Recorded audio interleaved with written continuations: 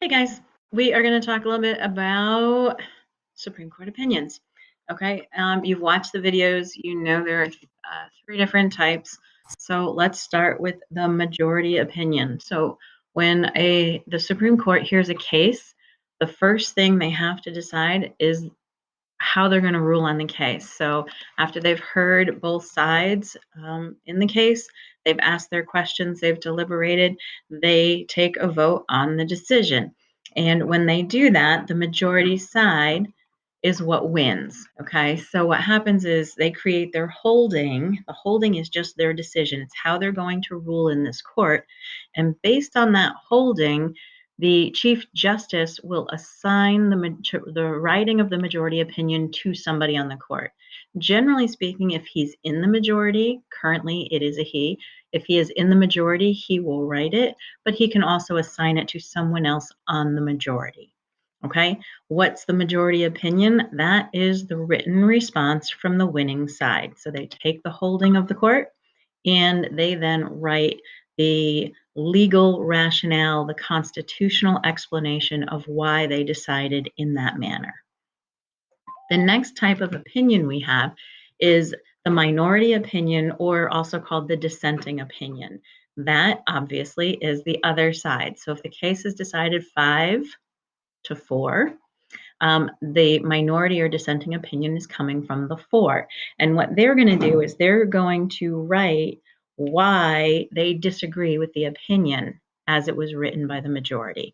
So they're going to write up the same thing, their legal explanations, their constitutional backing of why they believe the case should have been decided the other way.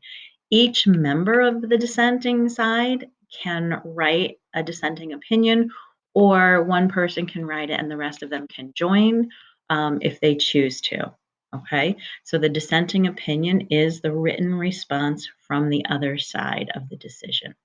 Lastly, the other option some have is the concurring opinion.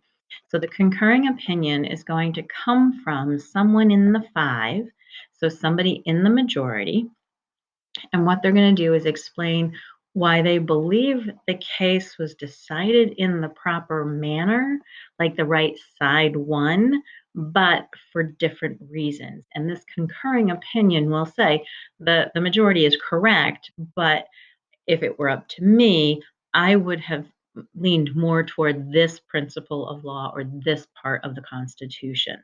So that's what they're doing. Now, the only one that is legally binding is the majority opinion. Okay, that is the legal binding precedent that we are setting. The others are for future cases. Okay, so if a case is decided in the future and there are people who are like, I don't know if this is the right thing. I know that's what the precedent said, but look at these dissents. Like they can use the dissents and the concurring opinions to help them make a decision in a future case. Okay.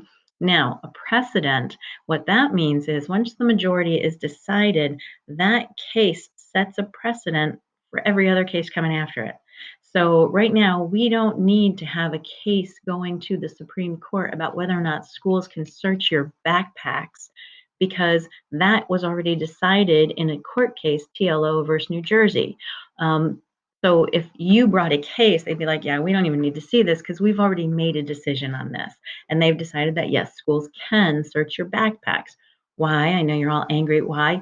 Because what their job is to make sure everybody is safe. So if they have to infringe on one individual's rights a little bit to ensure the safety of everybody else, then they're going to do that.